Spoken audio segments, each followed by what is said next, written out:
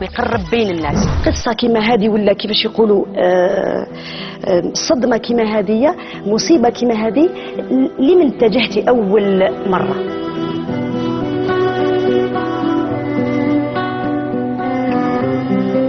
خزرت فيه وقلت بإذن الله نوعدك مالغري ما يعرفش، قلت له نوعدك باش نعيش لك.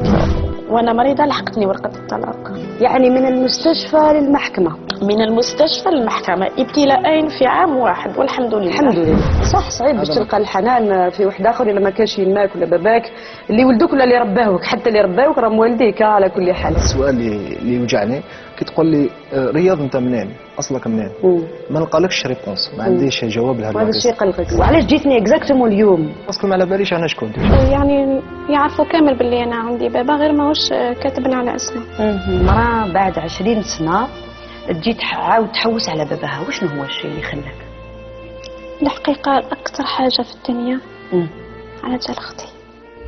حبيت تكرم شخص توقف معاك في وقت الشدة، أو عندك مشكل عائلي ولا وضعية اجتماعية معقدة، سمح فيك شخص عزيز وحبيت تلاقيه وتواجهه، تظلمت في حياتك وتغلقوا عليك البيبان وما لقيتش لمن تفرغ قلبك، ابعت SMS فيه الاسم واللقب والولاية على الأرقام التالية 065 00 11 13 أو 076 11 11 22 أو 0799 39 37 37 أو عن طريق البريد الإلكتروني contact@iftahtv.com.